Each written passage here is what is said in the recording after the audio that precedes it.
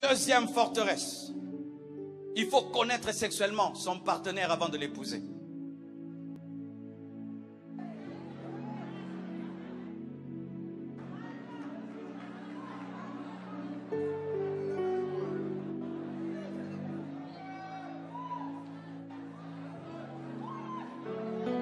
Comment tu peux épouser une femme? Tu ne l'as pas goûté. Est-ce que tu sais que ça va marcher? Comment tu vas épouser un homme? Tu ne sais pas s'il fonctionne. Vous êtes devenus des testeurs, des gynécologues. Vous êtes devenus des goûteurs. Même à l'église, tellement que cette mentalité d'Abidjan est en toi. Même quand je prêche comme ça, il dit jamais pasteur. C'est comme ça que vous avez des fiançailles pornographiques. Des fiançailles d'impudicité, d'adultère.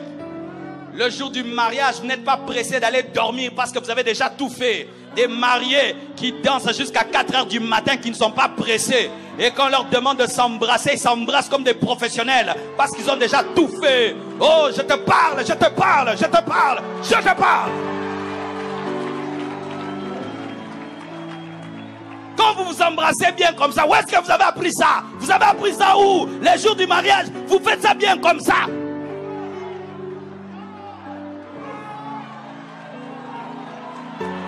Oui, vous avez fait l'exercice où pour faire ça si bien? Qu'est-ce que vous avez fait ça où?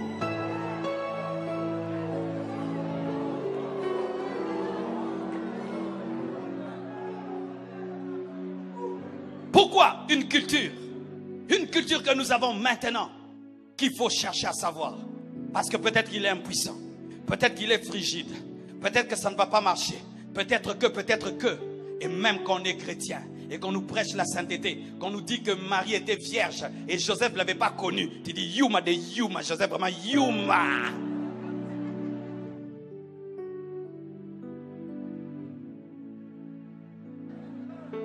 C'est pourquoi vous êtes bénis et vous n'êtes pas bénis. Car ce n'est pas le pasteur qui bénit, c'est Dieu qui bénit. Je répète, ce n'est pas le pasteur qui bénit, c'est Dieu qui bénit. Lorsque vous avez eu des relations intimes et vous avez joué avec Dieu dans vos fiançailles, même si vous portez une robe blanche, cette robe est rouge, elle est noire, elle est trouée, elle est kaki. Fiancé, écoute-moi, qu'est-ce que tu fais dans les fiançailles? Qu'est-ce que vous faites? Qu'est-ce que vous faites? Qu'est-ce que vous faites? Est-ce que vous êtes comme Marie et Joseph? Si Jésus devait naître dans vos fiançailles, il allait venir.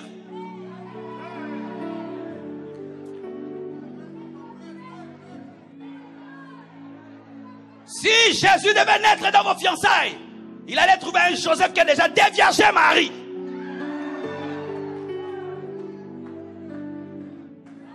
Oui, tu as pris la virginité de ta fiancée, n'est-ce pas?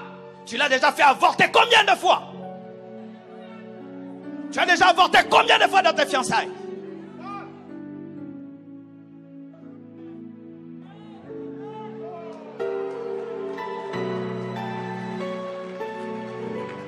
Et puis, la main du pasteur n'est pas puissante.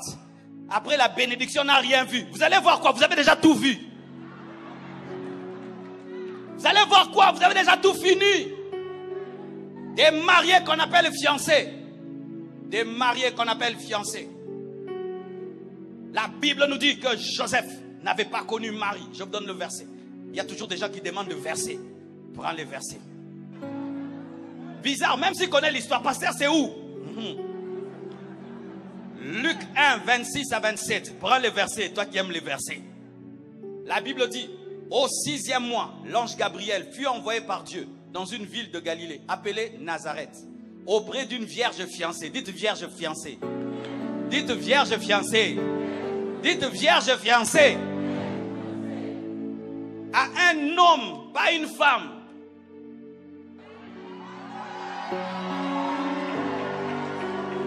Alléluia. Pas à une femme. Donc avec quelqu'un qui a la capacité de prendre la virginité, mais il n'a pas prise. De la maison de David, nommé Joseph, le nom de la vierge était Marie. Si Marie n'était pas vierge, elle n'allait pas enfanter Jésus. Si Esther n'était pas vierge, elle n'allait pas épouser Assyrus. Voici ce qui se passe dans les fiançailles. Dans les fiançailles, c'est que tu peux voir, tu observes. C'est que tu ne peux pas observer, tu pries. Pour ce que je ne peux pas observer, je prie et je compte sur Dieu. Mais pour ce que je peux observer, le caractère, j'observe. Mais la sexualité, je n'observe pas parce que je ne peux le faire, je prie. Mais vous, là où vous devez prier, vous observez. Là où vous devez observer, vous priez. Face au caractère, au lieu d'observer, tu pries. Tu vois qu'il est méchant, tu vois qu'il est sale, tu vois ça déjà et tu pries. Dieu t'a déjà montré, fouille. Là où vous devez observer, vous priez.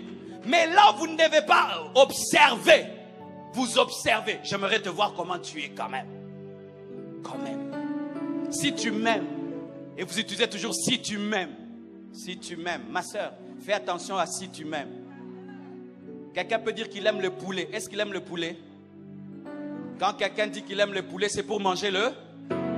Et quand ton fiancé te dit si tu m'aimes, je vais te voir, il va te manger. Est-ce que tu es la nourriture pour qu'on puisse te goûter avant de te manger?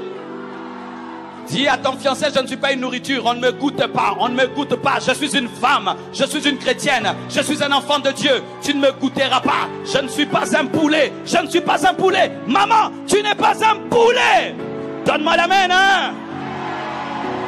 Même si tu as 40 ans, garde la virginité. Même si tu as 50 ans, garde la virginité. Même si ta famille se moque de toi, garde la virginité. Vaut mieux être enlevé célibataire que te marier et aller en enfer. Vaut mieux être enlevé célibataire que te marier et aller en enfer. Parce que les hommes commencent à utiliser ça comme un chantage. Un chantage. Tu refuses, je vais épouser quelqu'un d'autre. Toi tu refuses, mais elle accepte. Elle accepte parce qu'elle est moins chère. Elle accepte parce qu'elle ne se connaît pas. Elle accepte parce qu'elle ne sait pas quel est le temple du Saint-Esprit. Elle accepte parce qu'elle ne connaît pas la valeur de son corps. Elle accepte parce qu'elle aime l'homme plus que Dieu. Mais moi j'aime Jésus. J'aime Jésus. J'aime Jésus plus que le mariage. J'aime Jésus plus qu'un homme. Et si je dois mourir célibataire, je mourrai célibataire.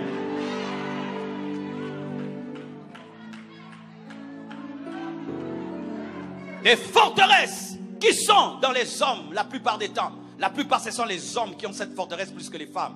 Les femmes ne cherchent pas à savoir avant. Maintenant, il y a des femmes bizarres qui cherchent à savoir aussi. Des femmes testeuses. Mais la plupart des temps, ce sont les hommes. C'est pourquoi, femmes, soyez fortes. Refusez, résistez, refusez, résistez. Car qu'est-ce qui te prouve que cet homme va t'épouser? Il va te goûter, il va goûter ailleurs. Et puis il part avec ton histoire, avec ton CV. Et il va raconter, tu passes la fière. Elle a un bouton ici. Oui, on connaît tes boutons ici, partout. Toute l'école connaît tes boutons.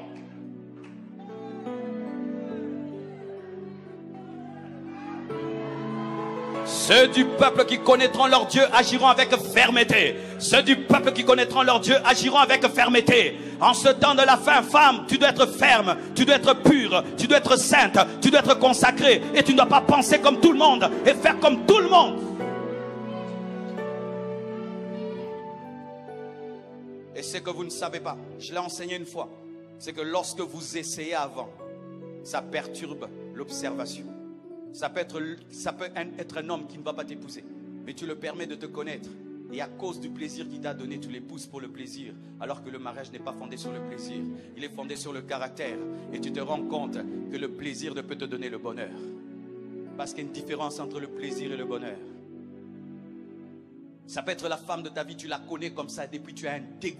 Tu as un dégoût total. Tu ne l'honores plus, tu ne la respectes pas. Parce que si vous ne savez pas, les hommes sont attirés par le mystère. Et lorsque tu découvres ta fiancée avant le temps, quand tu brises le mystère, tu cesses de l'honorer, de la respecter. Et ça peut être la femme de ta vie et Satan te la vole parce que tu n'es plus attiré par elle. Ne sois pas plus sage que Dieu. Brisez cette forteresse qui est en ce temps de la fin. Brisez cela. Brisez cela. Dieu ordonne la chasteté dans les fiançailles. Dieu ordonne la virginité dans les fiançailles. Dites amen. Hein? Dites amen. Hein? Même si tu l'as fait, dites amen. Hein? Même si tu es dedans, dis amen. Hein? C'est pourquoi un fiancé qui refuse d'obéir à cette parole, tu dois rompre avec lui aujourd'hui. Vous m'entendez, hein? Vous m'entendez? Après cette prédication, va faire une réunion avec ton fiancé, ta fiancée. Asseyez-vous, dites, par rapport à ce que le pasteur a dit, tu dis quoi? S'il commence, refuse cet homme. Ce n'est pas l'homme de ta vie. Ce n'est pas la femme de ta vie. Va chercher un autre qui va respecter la parole. Vous m'entendez, hein? On n'écoute pas la parole que pour dire amen. Allez faire des réunions. Après, tout ce qu'il a dit, nous le faisons. On continue, on arrête. Si tu sais, il commence à mener des pensées bizarres, des faux raisonnements, tu dis c'est fini. Va à droite, moi je vais à gauche. Je ne peux pas continuer ainsi. Fais attention. Quand tu connais la parole et tu désobéis, tu vas attraper